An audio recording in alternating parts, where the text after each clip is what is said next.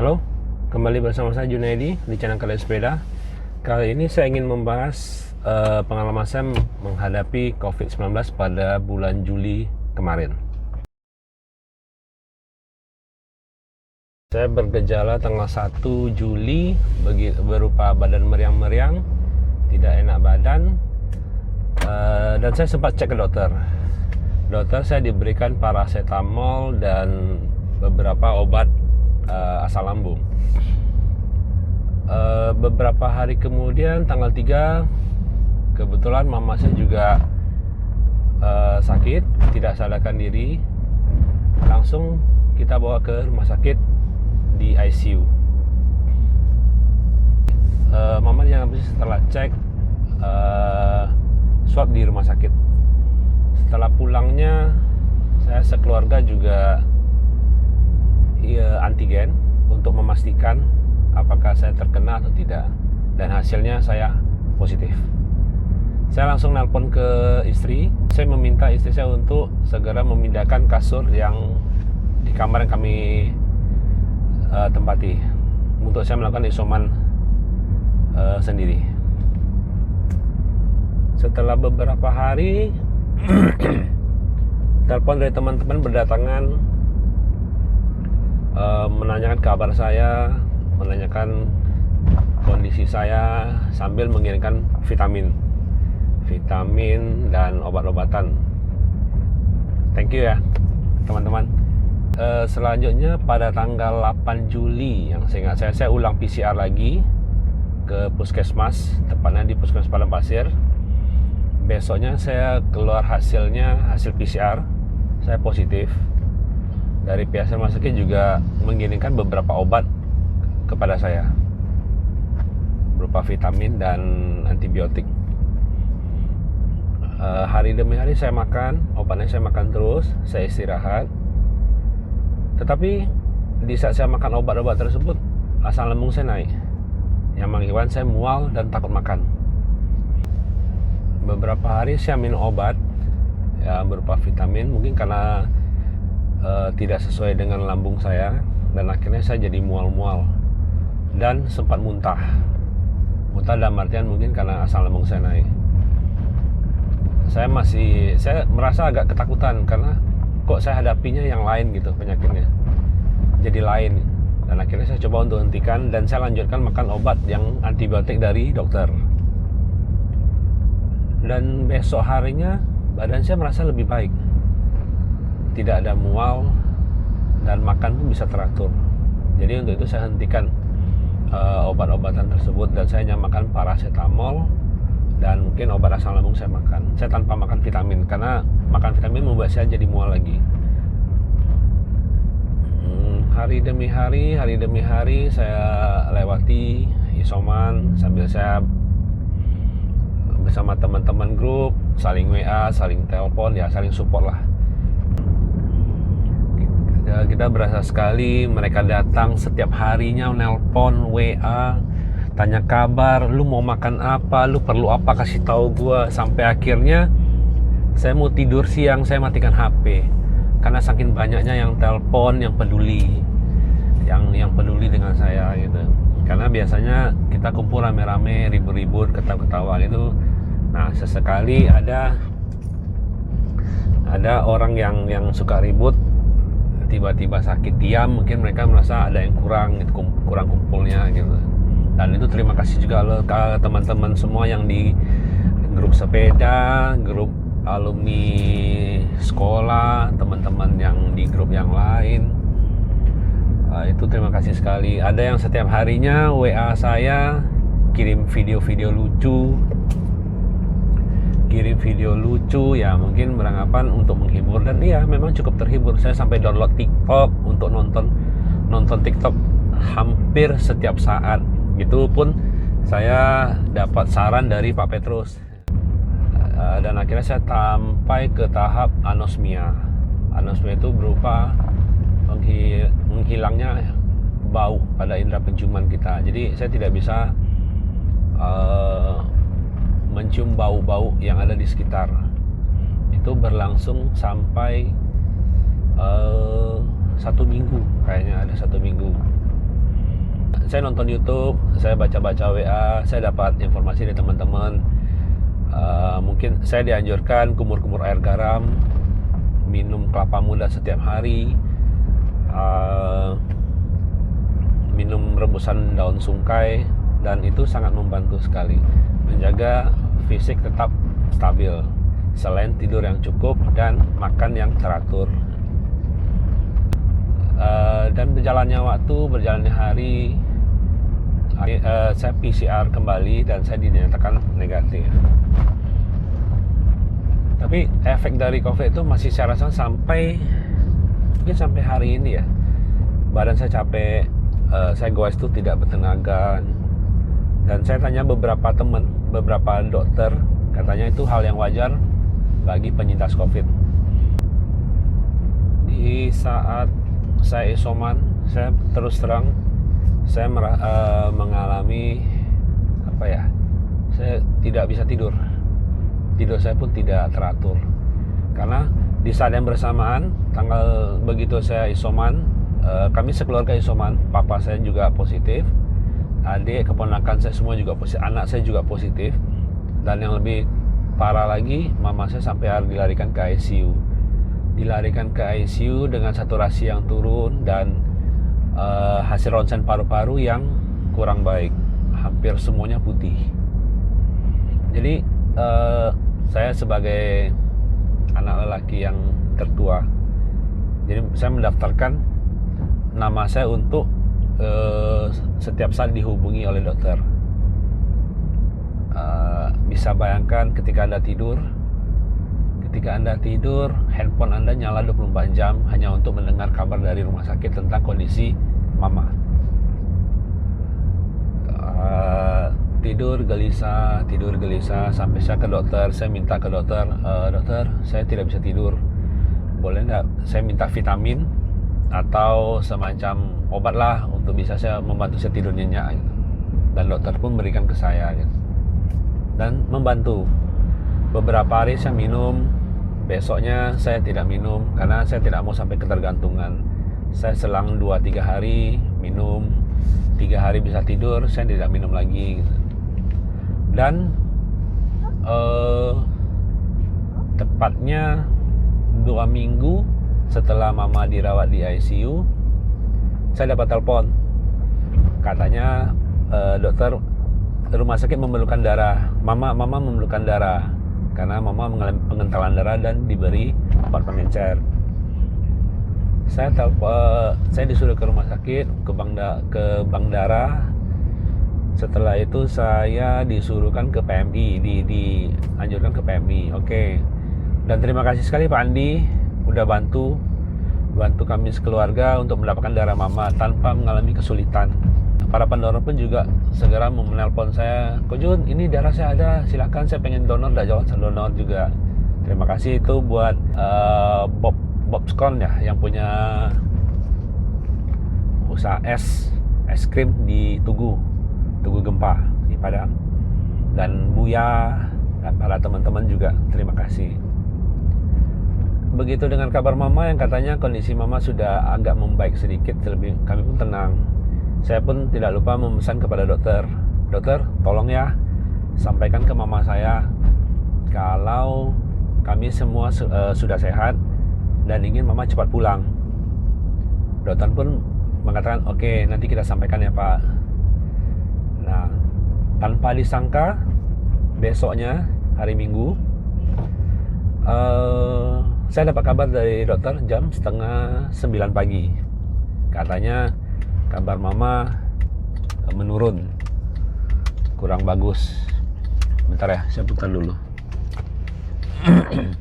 Kabar mama kurang bagus. Oke, saya bilang ya, saya serahkan semua ke dokter yang tolong merawat mama saya. Jelang 2 jam lagi, jam 11, dokter telepon, katanya detak jantung mama saya tidak jalan. Pokoknya detak jantung tidak jalan lah, tidak terbaca di alatnya itu.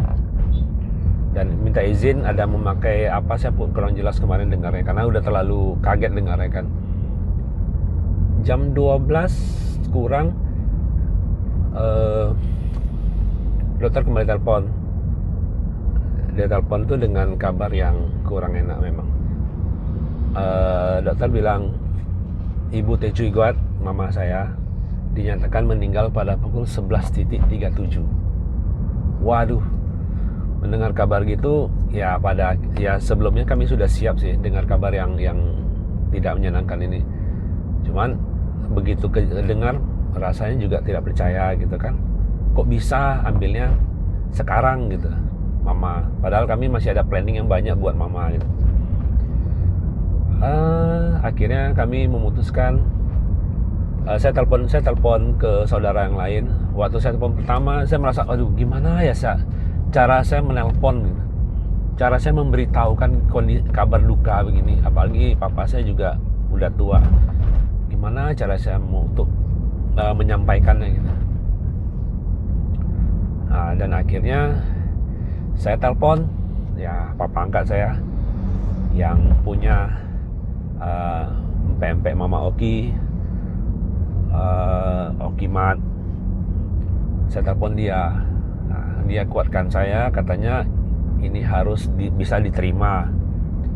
Diterima dalam arti ya harus ikhlas, karena ini semua sudah ya, karena kami Buddhis, kami percaya dengan hukum karma. Karena ini sudah karmanya, sudah selesai gitu. Ya, saya bilang, iya om, cuman ini cara ngomongnya gimana gitu ke saudara saya yang lain gitu. Si om juga bilang, ya sabar dulu, tenang dulu, nanti ulang ngomong lagi gitu. Ya, saya nggak bohong, saya nelpon sampai nangis gitu. Mungkin om yang orang pertama yang saya kasih tahu gitu. Karena saya udah nggak tahu lagi mau bilang apa gitu. Nah, tidak berapa menit lagi saya telepon Cece, saya bilang, Ce, mama udah pergi ya Ce, saya bilang. Ya sesuai perjanjian kita kemarin, kita harus ikhlas, karena ini kan udah jalannya. Oke, Cece pun udah bisa nerima. Saya telepon dek saya bilang, papa gimana kabarnya? Papa lagi baik, tolong sampaikan ya, mama udah pergi, saya bilang. Ya kita tetap kemarin kita harus ikhlas, karena ini udah pilihan mama, kita harus hormati gitu. Oke, udah selesai gitu, saya telepon ini adik mama. Saya telepon, dia bilang oke lah. Terus kita pergi ke rumah sakit M Jamil. Waktu itu ketika itu mama dirawat di M Jamil untuk menjemput jenazahnya. Tapi sebelum menjemput jenazah, sebelum jenazahnya dibawa, itu ada lagi prosedurnya. Karena mama kena COVID, jadi mama di swab ulang. Menunggu hasilnya lumayan lama, 3-4 jam kayaknya ada. Kami tunggu di rumah sakit. Begitu hasilnya keluar, mama dinyatakan negatif. Negatif dalam arti mama bisa dibawa pulang untuk disemayamkan sesuai dengan tradisi kami. Oke, begitu jenazah mama diantar keluar dari ruang gedung ICU, waduh, terus terang saya tidak berani lihat, karena gimana ya, waktu terakhir saya ngantar dia masuk ke dalam gedung itu, dan tanpa disadari saya juga yang menjemput dia dalam keadaan sudah meninggal di gedung yang sama, di pintu yang sama. Makasih juga nih sama Kobun, sama Cik Vivi nih yang bantu pindahkan mama dari tempat tidur ICU ke tempat tidur ambulan. Mereka berdua yang angkat gitu. Saya masih tidak berani lihat. Sampai akhirnya dari iring-iringan kita kembali kita bawa ke rumah duka. Waktu itu disemayamkan di HTT. Semua berjalan lancar, dan ya memang isak tangis kami tidak bisa tertahankan, karena kami baru kehilangan seorang teman, seorang sahabat, ya seorang mama yang kami anggap sebagai teman. Canda-canda mau ngomong seperti apa juga bebas gitu. Semua kami jalankan seperti adat kami lah. Dan akhirnya besoknya mama masuk peti. Setelah mama masuk peti, semua tangis pun dari kami pun tidak ada lagi gitu. Karena kami beranggapan ini udah selesai gitu. Hubungan karma kami sebagai anak dan orang tua udah selesai. Jadi kita harus ikhlas karena udah jalannya. Tidak boleh sampai kita harus berduka, dan berduka mau sampai kapan gitu. Karena kita juga punya kehidupan lain. Saya punya anak istri, keluarga yang lain juga punya kegiatan yang lain, punya keluarga. Jadi saya pikir udah, saya juga udah bilang sama saudara saya, bilang udah ya, udah selesai semua. Karena jujur sebelum kejadian gini, waktu mama di rumah sakit, kami pun sempat bertiga ada berdoa. Kami juga sepakat, kita berdoa seandainya nanti mama bisa sehat, mama bisa sehat, bisa pulang seperti biasa, maka mama pulanglah, sehatlah.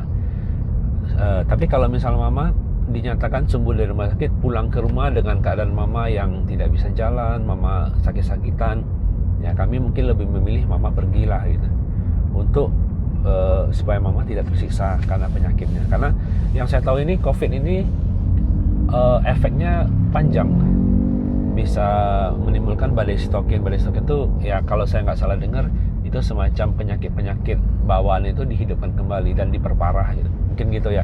Tapi kalau saya salah, mohon koreksi ya, komen aja. Nah, jadi udah selesai gitu. Waktu mama masih hidup, kami sering canda-candaan. Mama nggak usah pusing-pusing lah. Nanti kalau misal mama meninggal, udah bakar debunya, buang ke laut aja. Nah, itu permintaan mama. Jadi ya kami sebagai anak yang berbakti, kami ikuti cara itu.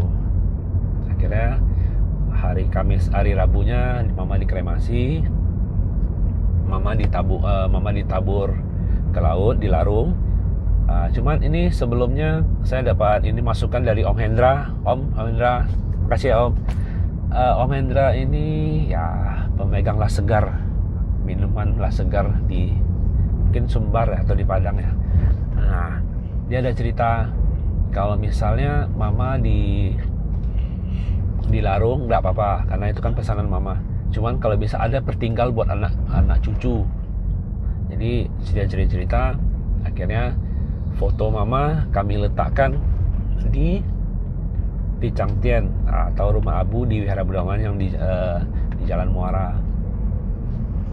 Jadi untuk mana tahu kita sekeluarga pengen kumpul, kita telepon, hari ini mama ada sembahyang peringati hari mama, kita datang untuk sembahyang, jadi keluarga bisa kumpul kembali. Ya itu akhirnya kami lakukan karena itu bagus. Jadi hubungan keluarga itu tetap ada gitu, ada satu momen kumpul bersama gitu. Udah selesai dilarung di laut, akhirnya foto kami masukkan ke rumah abu wihara. Sekaligus satu gimana ya, satu ruang lah dengan koko saya yang udah berapa tahun lalu meninggal gitu. Cuma tidak satu blok, hanya satu ruangan. Nah udah itu selesai, jalan lagi sampai hari ketujuh kita sembahyang seperti biasa di wihara, di rumah abu tersebut. Dan ini foto sesaat sebelum jenazah mama mau dikremasi. Jadi kita punya inisiatif sendiri bertiga untuk berdoa secara kami bertiga. Waktu itu saya ngomong, mama, ini mama sudah mau kita kremasi sebentar lagi, dan bisa dibilang ini upacara udah selesai. Kami bertiga minta maaf sama mama kalau kami ada yang salah ngomong, salah perbuatan kepada mama. Kalau mama terhadap kami, rasanya kami tidak perlu maafkan karena mama tidak pernah ada salah dengan kami. Jadi nanti kita setelah kremasi, abu mama kita larungkan ke sungai, ke laut, sesuai keinginan mama. Cuman nanti foto mama kami letakkan di rumah abu wihara, karena mama artis wihara, pasti banyak yang pengen sembahyang untuk mama, pengen lihat mama. Jadi fotonya kami letak di rumah Bu Miara. Oke ya Ma, semuanya aman-aman saja ya Ma, karena kami bisa melewatinya dengan baik. Oke Ma, bye Mam. Nah, itulah yang saya sampaikan kepada Mama. Doa kepada Mama. Terlihat di foto kami senyum, senang gitu. Mungkin orang akan beranggapan ini anak kurang ajar. Foto di depan Mama sendiri pun sampai senyum-senyum gitu, seolah-olah senang kepergian Mama gitu. Ya bagi kami sih terserahlah orang menilai apa. Orang tua kami, mama kami yang akan kami terima nanti dosanya juga kami bertiga, orangnya nggak akan terima. Jadi ya kami tidak pikirkan lah. Yang penting Mama sudah senang di sana, kami pun sudah ikhlas. Artinya udah selesai lah hubungan karma ini. Cuman kami kalau misalnya keingat Mama, mungkin kami bisa melakukan pelimpahan jasa. Pelimpahan jasa ini melakukan perbuatan yang kami lakukan ke Mama semasa dia hidup, tapi kami berikan kepada orang lain. Ya, misalnya Mama suka tolong orang susah kasih makan, ya mungkin kami lanjutkan. Saat memberi itu kita pikirkan Mama yang memberikan kepada orang lain. Itu bagi saya itu pelimpahan jasa. Jadi pesan saya, kenapa kami bisa ikhlas melepaskan Mama yang tidak sampai kami nangis jungkir balik segala macam tuh, karena kami punya prinsip sendiri. Ketika Mama masih ada, Mama perlu apa kami sediakan. Rumah bocor kami perbaiki, yang lantainya kurang bagus kami perbaiki supaya tidak jatuh atau tidak licin. Mama mau makan apa kita kasih makan gitu. Mama perlu kemana kami antar gitu. Jadi ketika Mama tidak ada, kami pun tidak permasalahkan lagi gimana caranya begini begitu, kami tidak pernah, karena udah selesai gitu. Nah, jadi mungkin yang lain juga setuju, tapi ini saya cerita berdasarkan apa yang saya rasakan, apa yang telah saya perbuat, keluarga saya perbuat kepada orang tua gitu. Jadi selagi hidup uruslah, jangan sia-siakan waktu. Walaupun sakit, pegang, jangan merasa takut. Karena kalau kita udah memang mau kena, di mana aja bisa kena. Bukan berarti ketika menjaga orang tua kita sendiri gitu. Oh ya, sorry ya, saya sambil nyetir. Karena vlog ini dari awal pengen bikin, tapi mau mulai dari manapun rasanya di mana tidak tahu gitu. Jadi ini kebetulan saya jalan sama anak saya nih. Hai, ini Om. Sini. Nah ini anak saya, Keanu Reeves Carter. Kita jadwal memang jalan pagi, keliling-keliling naik mobil nih, jalan-jalan naik mobil. Jadi sambilan muter jalan ya saya ngobrol, mumpung ada idenya. Ini namanya Keanu Reeves Carter. Jadi kenapa Keanu Reeves Carter? Karena ketika Keanu dalam kandungan, saya dan istri itu nonton film John Wick 1, 2, 3. Nah, kayaknya itu filmnya aktornya keren. Makanya udahlah kasih nama Keanu Reeves. Rasanya Keanu Reeves terlalu masuk namanya Carter gitu. Aaron Carter, Nick Carter segala macam. Akhirnya memang seperti ini. Dan memang nama itu mempengaruhi ya sama jiwa, dan dia memang sakti. Kalau orang Padang bilang lasa gitu, nggak mau tenang. Tapi ya anak laki-laki nggak apa-apa lah, jangan cengeng. Oke, guys, thank you ya.